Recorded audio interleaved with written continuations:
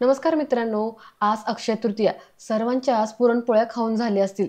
चला तर मग आता पिंगा ग पोरी पिंगा या मालिकेच्या आजच्या भागात काय होणार आहे ना ते पाहूयात. आजच्या भागात तर श्वेताही घरी आलेली आहे. चला तर मग आजच्या भागाला सुरुवात करूया. तर सुरुवातीला आपण असं पाहतो की वल्लरी आणि मनोज हे आपल्या गावी येतात. आता वल्लरीला भीती वाटत असते की उशीर झाल्यामुळं सासूबाई अजूनच चिडतील. तेवढ्यात आता वल्लरीची सासू बाहेर येते आणि मनोजला म्हणते की आलास का म्हण्या, कसा झाला रे प्रवास. वल्लरी पुढे येऊन सासूबाईंच्या पाया पडते. तर आता वल्लरीची सासू म्हणते की आली हो, माझी लक्ष्मी आली, दुसरी मुलगीच आहे ना ती. मनोज म्हणतो मग आता झालं ना तुझ्या मनासारखं. तर वल्लरीची सासू म्हणते की हो, आता माझी सगळी काळजीच मिटली. मनीषाच्या लग्नाची तयारी करायची ना, आता काही चिंताच राहिली नाही मला. वल्लरी आली ना, वल्लरीला एक काम सांगितलं ना की ती सगळी कामं कशी पटापटा करते की नाही बघाच आपली वल्लरी. असं म्हणत आता वल्लरीची सासू वल्लरीचं कौतुक करू लागते. वल्लरी मात्र मनातच विचार करू लागते की फोनवरती तर ह्या खूप रागावल्या होत्या, आता तर अगदी प्रेमानं बोलतायत माझ्याशी. मग तसं काय झालं होतं त्या दिवशी त्यांना. तितक्या तिथं आता मनीषा येते आणि ती वल्लरीला म्हणते की वहिनी आलीस तू, चल ना मला तुझ्याशी खूप काही बोलायचंय. असं म्हणत आता मनीषा वल्लरीला तिथून घेऊन जाते. आता इकडे मनोज आतमध्ये जाणार तर मनोजची आई त्याला अडवते आणि म्हणते की मला अगोदर एक सांग, तू वल्लरीला फोन करून ओरडून गावाला का बरं बोलवायला सांगितलं. मनोज म्हणतो ऐक ना, आता मी प्रवास करून आलोय, अंग दुखतंय ग माझं, नंतर सांगतो, आवरून घेतो. आणि ही काही वेळ आहे का आता गप्पा मारायची, चल बरं मी आवरायला जातो. असं म्हणत मनोज इथून कल्टी मारतो.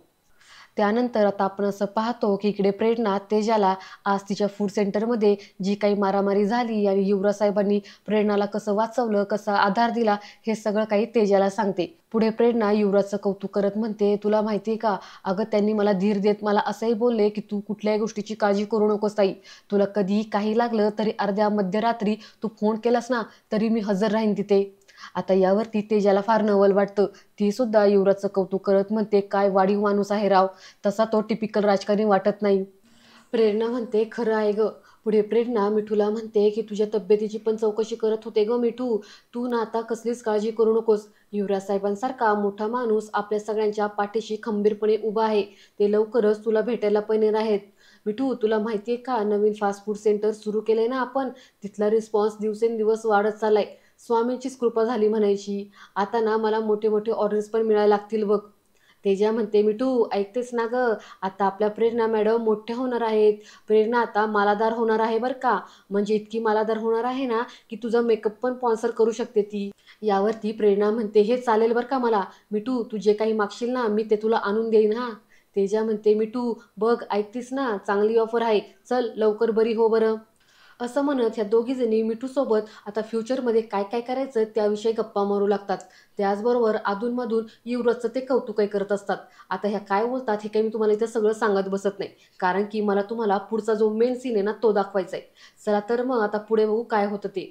आता बघा वल्लरी हा वकिलाचा काळा कोट घालते आणि फुल कॉन्फिडन्सने म्हणते की बाद झालं, आज अक्षय तृतीयेच्या दिवशी मी शपथ घेते, आता श्वेताताईंची निर्दोष सुटका करणार मी. ॲडव्होकेट मनोज वल्लरी भामरे. आता आपली भेट कोर्टातच. आता हे वल्लरीला पडलेलं एक स्वप्न असतं. हे स्वप्न पाहून ती दचकून जागी होते आणि मनातच म्हणते की मायव, हे तर स्वप्न होतं, पण आता काय बी करून हे स्वप्न खरं व्हायलाच हवं.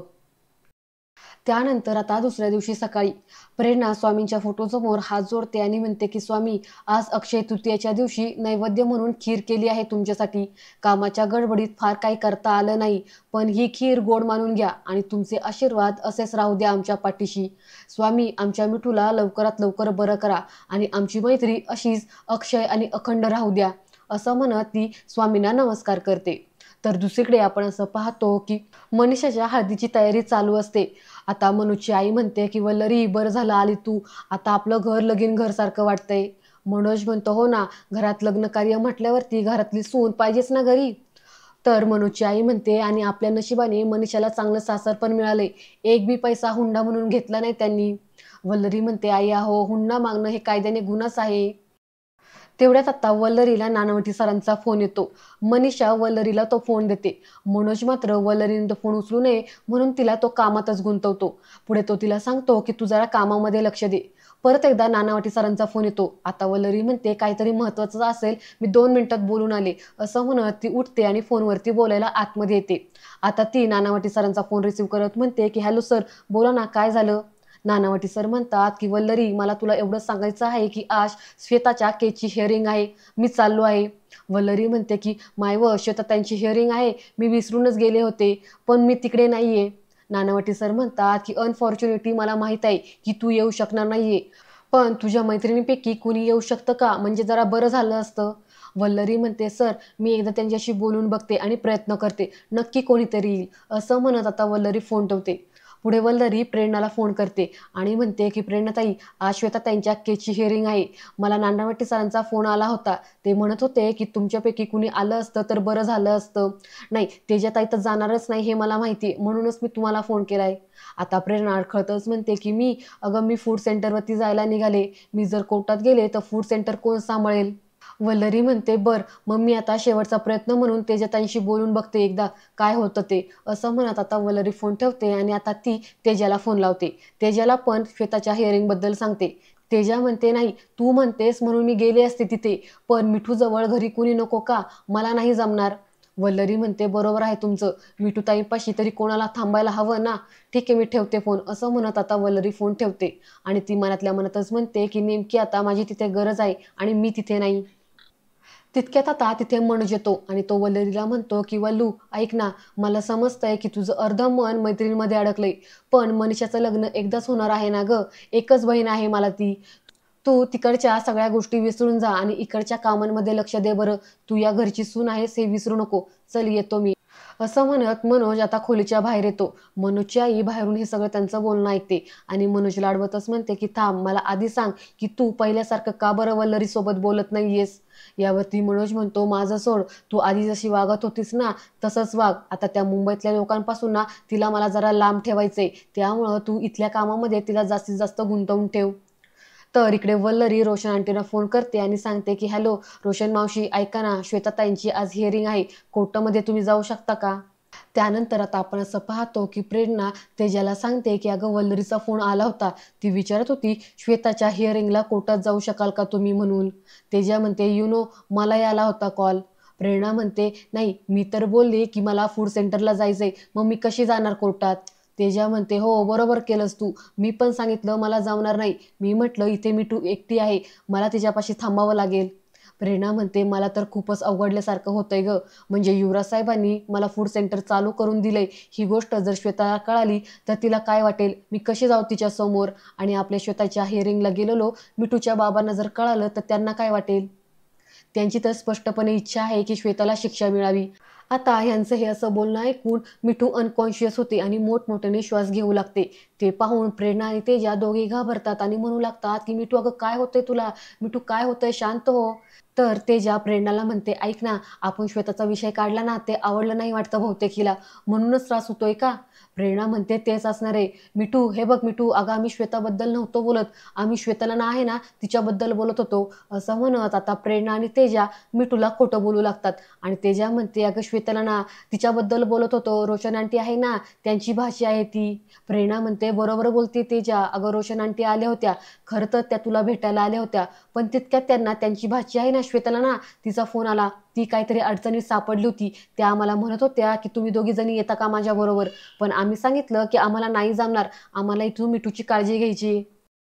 तेजा म्हणते हो, आम्ही तसं सांगितलं त्यांना की नाही जमणार आम्हाला, म्हणजे प्रेरणाला तिची कामं आहेत आणि मी तुझ्याजवळ थांबणार आहे, तू घरात एकटी असताना मी तुला सोडून जाईन का, त्यामुळं डोंट वरी, आम्ही त्यांना नाही म्हणून सांगितलं, तू काळजी करू नकोस बाळा, तुझ्यासोबत आम्ही आहोत, काम डाऊन काम डाऊन. असं म्हटल्यावरती आता मिठू जरा शांत होते. पुढे तेजा प्रेरणाला बाजूला घेते आणि म्हणते श्वेताचं नाव घेतलं आणि मग बघ कशी पॅनिक झाली ती, तिच्यामुळंच हे सगळं झालंय. प्रेरणा म्हणते नाही, पण बरं झालं आपण कोर्टात गेलो नाही ते.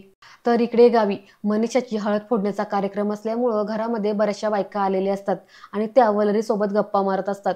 तेवढ्यात आता वलरीला नानावटी सरांचा फोन येतो. वलरी तो फोन बघते, तितक्यात मनोजची आई तिच्याकडून फोन काढून घेत म्हणते की बाद झालं, आता घरामध्ये पाहुणे आलेले असताना असं फोनवरती कशाला बोलायचं, घरामध्ये बायका आल्यात ना त्यांच्याकडे तू लक्ष दे. असं म्हणत तो फोन आता ती मनीषाकडे देते आणि मनीषाला हळूच सांगते की हा फोन बंद करून लपून ठेव कुठेतरी.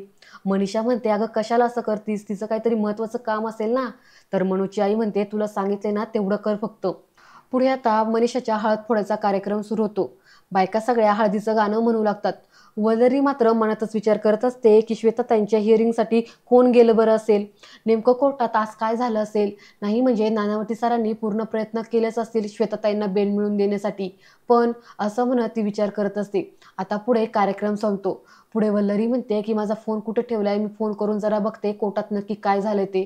असं म्हणत ती तिचा फोन सापडू लागते, पण तिचा फोन तिला सापडत नाही. ती आता मनीषाला विचारते की माझा फोन कुठे पाहिला का. मनीषा म्हणते नाही पाहिला. पुढे ती तिच्या सासूला पण विचारते की माझा फोन कुठे पाहिला का. यावेळेस तिची सासू म्हणते की नाही अगं, आता इथे कुठेतरी असेल, तू बघ. असं म्हणत आता तिची सासू पण तिथून निघून जाते. त्यानंतर आता आपण इकडे पाहतो की प्रेरणा विचार करत असते की आज कोर्टात नक्की काय झालं असेल ते. तेवढ्यात दारावरची बेल वाजते. तेजा जाऊन दरवाजा उघडते तर समोर श्वेताला पाहून तिला धक्काच बसतो. प्रेरणा म्हणते अगं तेजा कोण आहे, असं म्हणत आता प्रेरणा पण पाठीमागे बघते तर श्वेता आलेली असते. नानावटी सर म्हणतात काय बघताय, श्वेताच आहे तुमची मैत्रीण. फायनली बेल मिळाली तिला. मीरा इन्स्पेक्टर म्हणतात बेलवर सुटली, आरोपी मुक्त झालेली नाहीये ती. नानावटी सर म्हणतात की अनफॉर्च्युनेटली तेवढं कळतं आम्हाला. तर आता तेजा फार रागात म्हणते की म्हणजे ही आता इथेच राहणार आहे का. रोशन आंटी म्हणतात म्हणजे काय, हे घर तिचं पण आहे ना, ती पण भाडं भरते या घराचं, तू विसरली आहेस का. नानावटी सर म्हणतात आणि मुंबईमध्ये हेच तिचं घर आहे, ती कुठे जाणार अजून. तेजा म्हणते हिने आमच्या मैत्रिणीवरती हल्ला केलाय आणि आम्ही तिला 24 तास डोळ्यांसमोर ठेवायचं का, जमणार नाही. आता प्रेरणा तेजाला शांत करायचा प्रयत्न करते आणि म्हणते तेजा अगं काय. तर तेजा पण प्रेरणावरती चिडते आणि म्हणते तेजा काय चुकीचं बोलते का मी, हे बघ ही इथे जर राहणार असेल ना तर. तेवढ्यात रोशन आंटी तेजाला अडवतच म्हणतात की मी ओनर आहे या घरचा, इकडे कोण राहणार आणि कोण राहणार नाही ते मी डिसाईड करेल. श्वेता चल अंदर चल. असं म्हणत आता रोशन आंटी श्वेताला आतमध्ये घेऊन येतात आणि खुर्चीवरती बसवत तिला पाण्याचा एक ग्लास भरून देतात. श्वेता म्हणते मला वाटलंच नव्हतं मी या घरात परत येईल असं. तर मीरा इन्स्पेक्टर खोचकपणे श्वेताला म्हणतात पण आता आली आहेस ना तू. पुढे त्या तेजा आणि प्रेरणाकडे बघत म्हणतात की आरोपी श्वेता आणि फिर्यादी मिठू आता एकाच छताखाली आहेत, काळजी घ्यावी लागणार आहे तुम्हाला, नाहीतर मोठा कांड होईल. नानावटी सर मीरा इन्स्पेक्टरवरती ओरडत म्हणतात की उगाचच काहीतरी भरू नका त्यांच्या मनात, आरोपी आणि फिर्यादी व्हायच्या आधी त्या चांगल्या मैत्रिणी आहेत. मीरा इन्स्पेक्टर म्हणतात की मी फक्त सावध राहा असं सांगत होते नानावटी सर. नानावटी सर म्हणतात की हां दिसतंय ते. पुढे मीरा इन्स्पेक्टर तेजा आणि प्रेरणाला म्हणतात की लक्ष ठेवा, एनिवेज येते मी. असं म्हणत मीरा इन्स्पेक्टर तिथून निघून जातात. आता ह्या मीरा इन्स्पेक्टर टोमणे मारायला आलत्या की काय कुणास ठाऊक.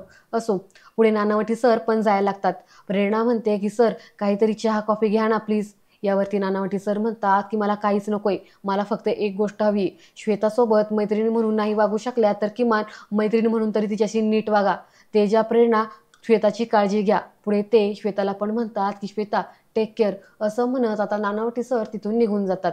तर तेजा ही श्वेताकडे फार रागाने पाहू लागते आणि आजचा भाग इथेच संपतो. पुढील भाग पाहण्यासाठी चॅनलला सबस्क्राईब करा. धन्यवाद.